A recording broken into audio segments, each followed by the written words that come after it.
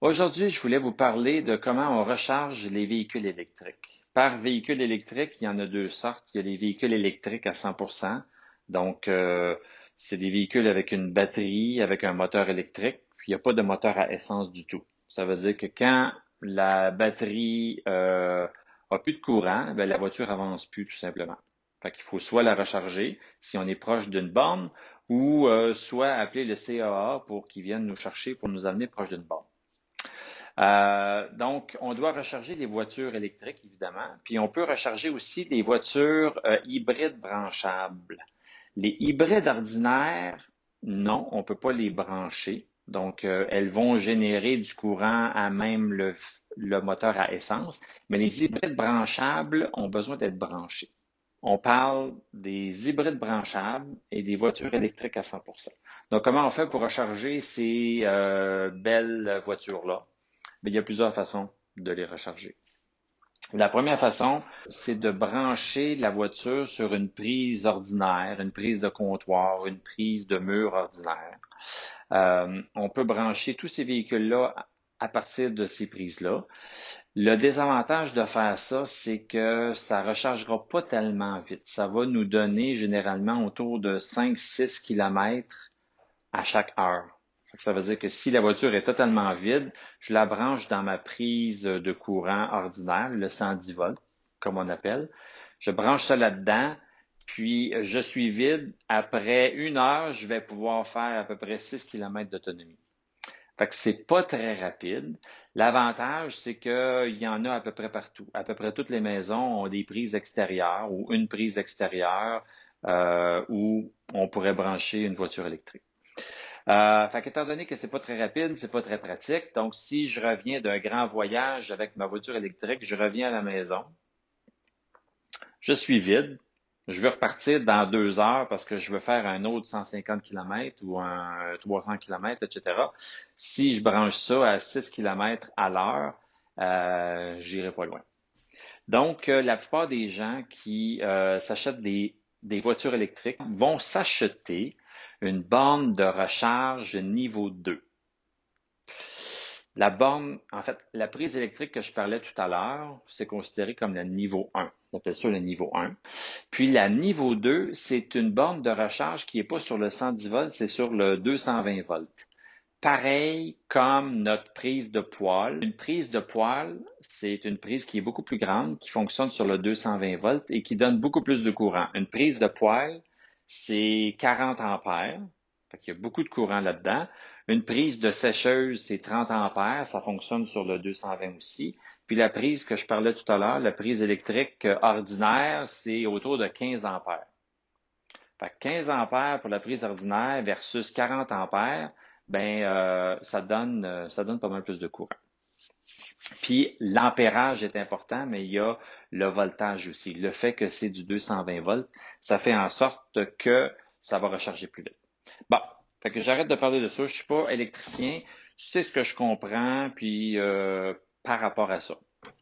Donc aujourd'hui, j'ai fait l'acquisition d'une borne de recharge de la compagnie Grizzly.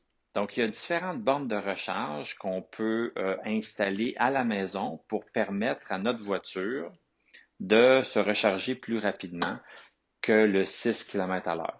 Avec une borne de recharge comme celle que je vais vous montrer aujourd'hui, je vais pouvoir, puis je vous le montrerai dans une autre vidéo, je vais pouvoir recharger autour de, j'estime, 30 km à chaque heure. Fait que ce qui est quand même pas mal plus rapide. Puis avec la Ford Focus que j'ai ici, qui a une batterie de 33 kWh, ça va me permettre de faire un plein de batterie si elle est totalement vide en à peu près, Ford mentionne que c'est 5 heures et demie. Fait qu'en 5 heures et demie, je pourrais avoir une pleine charge sur mon véhicule.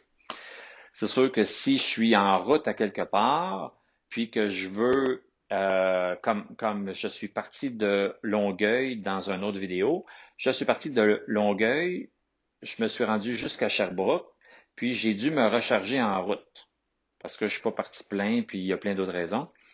Donc, je suis pas parti, donc j'ai pas pu me rendre avec ma charge. Donc, j'ai dû arrêter à l'Ange Gardien.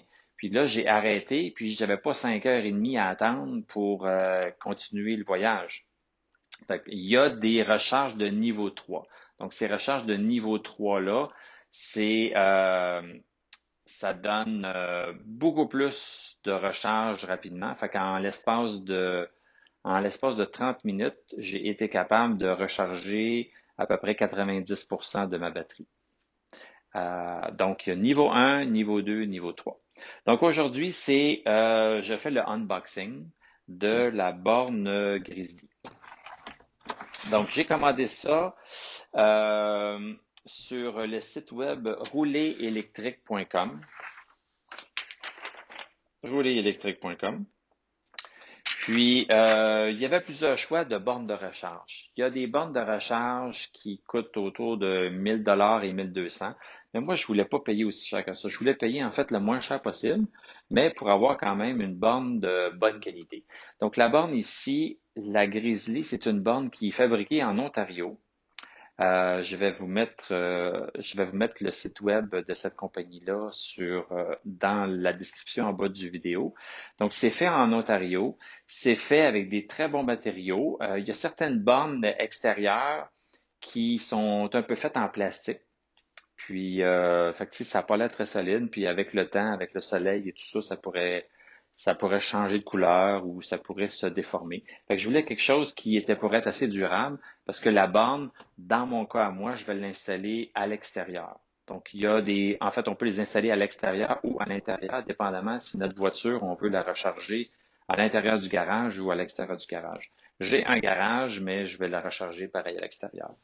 Donc, ça me prenait une borne avec un boîtier quand même assez solide. Donc, ouvrons ce qu'il y a dans cette boîte-là. Fait qu'ici, j'ai c'est quelque chose pour recevoir le fusil.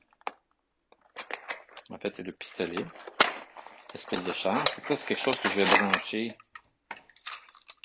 Je vais brancher à mon mur de briques, puis l'espèce de connecteur. Quand il ne sera pas branché sur la voiture, je vais le brancher là-dedans ici. Fait que ça venait avec. Puis la borne, elle est assez grosse. Ça, c'est ce qu'il faut pour visser, pour faire tenir la borne sur la brique. Donc, c'est un boîtier que je vais fixer sur mon mur, puis la borne va venir embarquer là-dessus. C'est une borne qui est amovible, donc je suis capable d'enlever la borne puis de la replacer, évidemment. Fait que j'ai ce qu'il faut là-dedans, j'ai les vis et j'ai une espèce de petit loquet pour maintenir la borne en place. Donc ça, c'est le pistolet de la Grizzly. Donc ça, c'est ce que je vais brancher dans ma voiture ici. J'ai pris, en fait, la Grizzly m'a coûté 650 $ plus 25 $ de livraison. Donc, la Grizzly au Québec, on ne peut l'acheter que par rouler électrique. Si vous êtes à l'extérieur du Québec, vous pouvez la commander directement sur le site de la compagnie. Puis, il y a différentes options. La Grizzly commence à peu près à 550 $. Mais elle vient avec un câble de 18 pieds. Moi, je voulais un câble de 25 pieds. Donc, 25 pieds, ça coûte un petit peu plus cher. Puis, je voulais aussi un câble flexible. Parce qu'en hiver, à moins 30, un gros câble de même, si c'est pas un câble flexible, ça risque d'être dur à manipuler. Fait qu'avec ces deux options-là, je monte à 650. Puis, le gouvernement du Québec nous offre à tous les citoyens du Québec qui s'achètent un véhicule électrique. Regardez les détails, là, mais pour un véhicule électrique, ça fonctionne pour un véhicule branchable aussi, je pense. Puis, donc, le gouvernement donne une subvention de 600$. Fait que, tu sais, au fond, là, ça va me coûter juste 50$. Fait que je trouve que c'est un très bon deal. Il y a certaines bornes comme la Flow qui sont très, très, très jolies, super belles. Ça coûte plus autour de 925, 975, puis ça peut aller facilement jusqu'à 1200$. Mais je pense qu'avec la Grizzly, je pense que je suis entre très bonnes mains. Donc, ça c'est mon câble, qui est assez pesant, merci. Et puis ça, c'est la borne en tant que telle. Donc voici la borne. C'est dans un boîtier métallisé, probablement que c'est de l'aluminium. C'est fait pour aller à l'extérieur. Il peut pleuvoir dessus, il peut avoir de la poussière. C'est totalement hermétique à l'intérieur. Puis donc, on va fixer, je ne sais pas exactement comment ça va fonctionner. Ah, c'est ça ici. Donc, ce support ici est en 2 morceaux. On va fixer un morceau au dos de la borne. On va fixer ça sur le mur. Puis ensuite, on va passer comme ça. On va fixer ça de cette façon-là. Donc, voici la borne. Ça ressemble à ça. C'est quand même une belle bête. Puis, vous remarquerez qu'à un bout, j'ai ça ici. Ceux qui ont vu un peu comment on branche un poêle, un four, là, on branche ça avec une de ces prises-là. Donc, ça veut dire que je peux demander à mon électricien de me poser une prise de poêle extérieure à ma maison. Puis, je n'ai qu'à mettre la borne à côté, à brancher la borne dans la prise que mon électricien aura posée. Puis ensuite, de prendre ce bout-là pour mettre ça dans ma voiture. Fait qu'on peut fonctionner de cette façon-là. Fait que ça, c'est une connexion avec une prise de poêle, avec une prise extérieure de poêle. Moi, en voulant économiser des coûts, j'ai regardé, est-ce que je peux demander à mon électricien de tout simplement brancher le fil électrique qui va passer pour aller à l'extérieur et de le brancher directement dans la borne ici. Donc, enlever ça, puis de brancher les fils à l'intérieur directement. Je sauverais donc des coûts parce que faire installer la prise de poêle à l'extérieur, la prise en tant que telle, ça prend un boîtier extérieur parce qu'il va pleuvoir et tout ça. Fait que ça prend un boîtier extérieur. Ça coûte à peu près 70 $ sur Amazon. J'ai pas regardé au Canac et tout ça, mais c'est peut-être autour de 100 $ pour faire installer cette prise-là, pour ensuite faire brancher la borne dedans. Donc, je me suis dit, pourquoi j'ai besoin d'avoir cette espèce d'intermédiaire-là? Pourquoi je ne ferais pas brancher directement les fils électriques dans la Grizzly directement? Grizzly n'offre pas de borne qui peut se brancher avec une connexion directe. La Flow, F-L-O, eux autres, ils peuvent te vendre une borne qui va se brancher directement avec le fil électrique. Fait que j'ai contacté la compagnie Grizzly. J'ai parlé directement au propriétaire, là, au fondateur. Puis il m'a dit ouais, il n'y a pas de problème, il n'y a pas de problème. Commande une Grizzly pour prise de poêle, parce qu'on peut en commander une pour une prise de sécheuse qui est un peu différente. Fait que commande une Grizzly pour une prise de poêle, puis ensuite, c'est tellement bien fait à l'intérieur que ton électricien n'aura pas de misère à enlever ce fil-là, puis à brancher les fils électriques directement là-dedans, puis ça va fonctionner, puis tu n'auras pas besoin d'acheter l'espèce de prise de poêle extérieur. Donc, c'est ça le plan.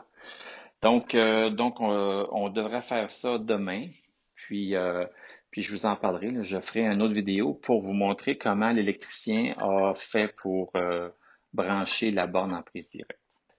Merci de votre écoute. C'est tout ce que je voulais partager dans cette vidéo avec vous. Si vous avez des questions ou des commentaires, laissez-les ici en dessous. Abonnez-vous et aimez ma chaîne. Et puis, on se reparle bientôt.